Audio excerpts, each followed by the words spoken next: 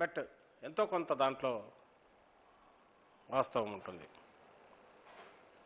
ఒకవేళ పులి అనేది కనిపించకపోయినా ఉందేమో అని భ్రమ కలిగేటట్టు, అది పొగ కాకపోయినా పొగలాంటిది ఏదో వచ్చినట్టు కనపడితే వాటిని చూపించి ఏదో చెప్పే అవకాశం ఉంటుంది.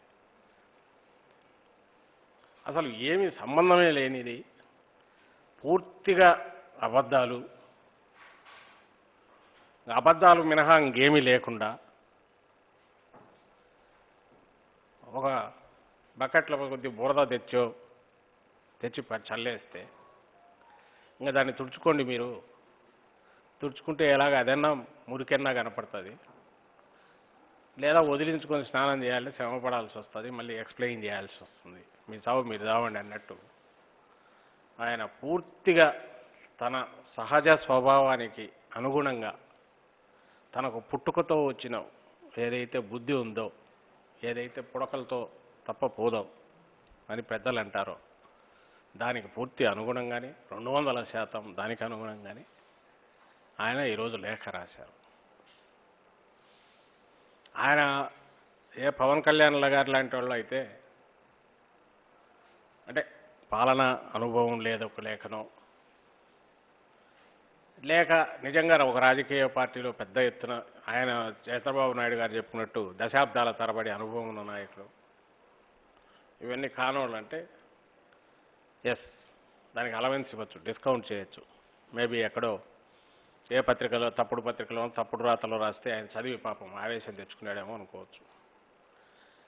లేదా ప్రభుత్వం కానీ పాలన కానీ అసలు ఎప్పుడూ చూడని గ్రూపులు కానీ సాధారణ ప్రజానీకం కానీ ప్రజానీకాల గ్రూపులు కానీ సివిల్ సొసైటీలు ఏదన్నా ఆవేశపడితే సర్ది చెప్పొచ్చు ఇట్లా కాదని.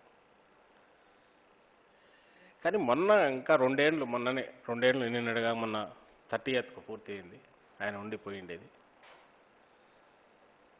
రాష్ట్ర ప్రజల మస్తిష్కాల్లో ఆ చీకటి రోజులు కానీ అప్పుడు అనుభవించిన అత్యంత దారుణమైన పరిస్థితులు కానీ అన్ని వర్గాలు ఇంకా పూర్తి మర్చిపోలేదు. ఒక్కసారి రాత్రిపూట ఓ తుఫాన్ లాంటిది వచ్చి వేకువజామునే అదంతా క్లియర్ అయిపోయి మంచి ఎండ వచ్చి నార్మల్ సాధారణ జీవనం ఎట్లుంటుందనే దాన్ని అతి తక్కువ కాలంలోనే జగన్మోహన్ రెడ్డి గారి 2 ఏళ్లలో ఆయన చూపించారు ప్రజలకు, అన్ని వర్గాల ప్రజలకు, అందులో అతి ముఖ్యంగా రైతులకు, రైతాంగానికి. ఈ నేపథ్యంలో నువ్వు సృష్టించిన ఒక నరకం ఏదైతే ఉందో దాన్ని మర్చిపోలే, పీడకలలాగా అది తక్కువ మెలకువ రాగానే మామూలు దీంట్లోకి తీసుకొచ్చి అతి తక్కువ కాలంలోనే ప్రజాజీవనాన్ని గాడి మీద, ముఖ్యంగా రైతాంగ వ్యవస్థను, రైతులను, వాళ్ళ పరపతిని ఒక గాడి మీద పెట్టి ఒక ఆత్మవిశ్వాసం నింపిన జగన్మోహన్ రెడ్డి గారి పాలన. ఈ రెండు ఉన్నాయి కళ్ళల్లో, ఈ రెండు మస్తిష్కంలో బాగా మెదులుతూనే ఉన్నాయి. అది పచ్చిపుండు పూర్తి పోకపోలేదు, కానీ గాయం మానిపోతుంది. ఈ పక్క మంచి ఇది కనిపిస్తుంది, పునాదులు స్ట్రాంగ్ బండి అయిన అందరూ ఆనందంగా ఉన్నారు. ఈ సందర్భంలో ఈ నేపథ్యంలో వ్యవస్థలో పొరపాట్లు జరిగితే ఎత్తి చూపొద్దని ఎవరు అనరు, చూపాల్సిందే, అవి కరెక్ట్ చేసుకోవాల్సిందే. అసలు ఏది తాను చేయలేదో అది క్లెయిమ్ చేసుకోవడము, ఎంత ఘోరంగా ఏదైతే లేదో అది ఉందని ఇప్పుడు చెప్పడము, ఈ రెండు మహానుభావులు నారా చంద్రబాబు నాయుడు గారికి మాత్రమే ఈ మొత్తం భూప్రపంచం మొత్తంలో కూడా సాధ్యమవుతుందని ఈరోజు ఉత్తరం చదివినాక మరోసారి స్పష్టంగా మాకు అనిపించింది.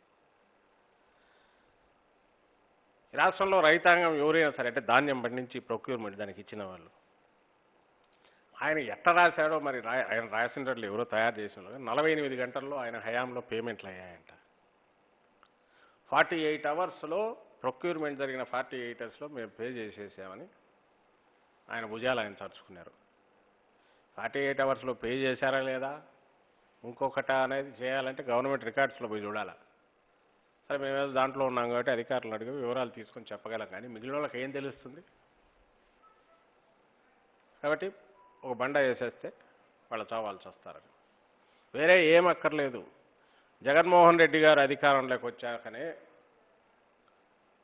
ఆయన ప్రభుత్వ పగ్గాలు చేపట్టాకనే, టీడీపీ హయాంలో, చంద్రబాబు హయాంలో ఇంకా నాది అయిపోయిందిలే అనుకునో, లేక వచ్చినాక చూసుకుందాం అనుకునో అన్నీ డైవర్ట్ చేసి కొట్టేస్తే, పసుపు కుంకామల వీటన్నిటికీ కొట్టేసిన తర్వాత ఈ ఖాతాలో కూడా 1000 కోట్లు, దాదాపు 990 కోట్లు ఎంతో బకాయిలు ఉంటే ప్రొక్యూర్మెంట్, మా నాయకుడు జగన్మోహన్ రెడ్డి గారు ముఖ్యమంత్రి అయ్యాక, వైఎస్ఆర్సీపీ ప్రభుత్వం వచ్చాక ఈయన పే చేశారు.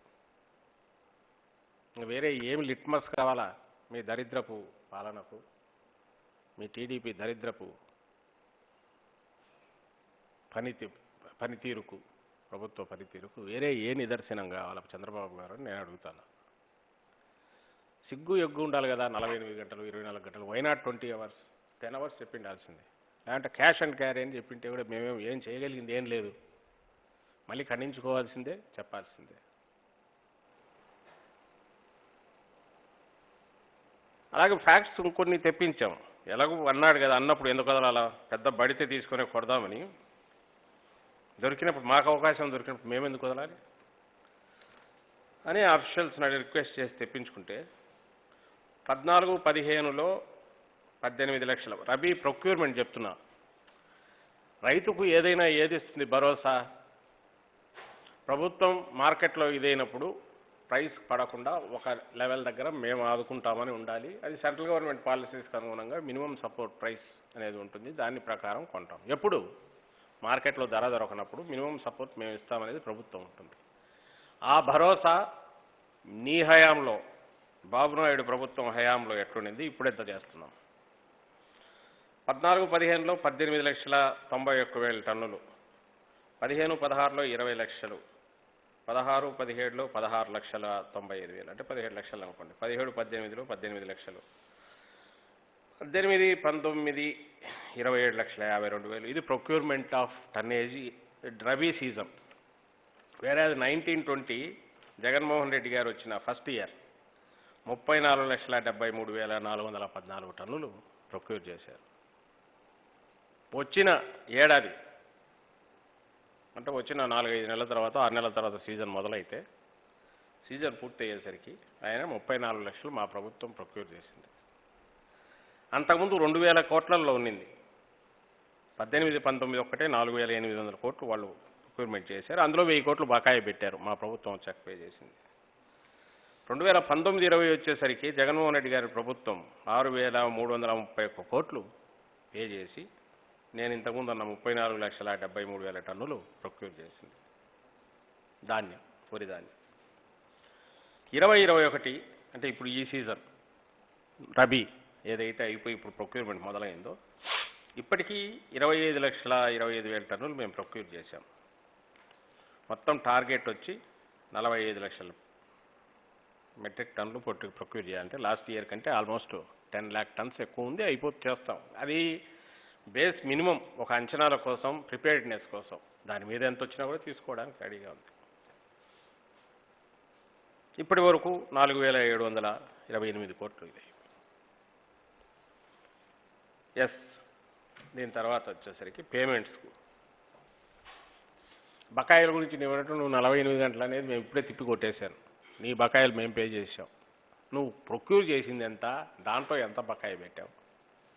మేము ప్రొక్యూర్ చేస్తున్నది ఎంత, ఈ ఇయర్ చేస్తున్నది ఎంత, దానిలో పేమెంట్కు సంబంధించినంత వరకు డిలే అయితే ఎంత అవుతుంది? ఎందుకు రైతుల్లో లేని ఆందోళన, భయం క్రియేట్ చేసి ఏం సాధించాలనుకుంటున్నావు నాకు అర్థం కావట్లే.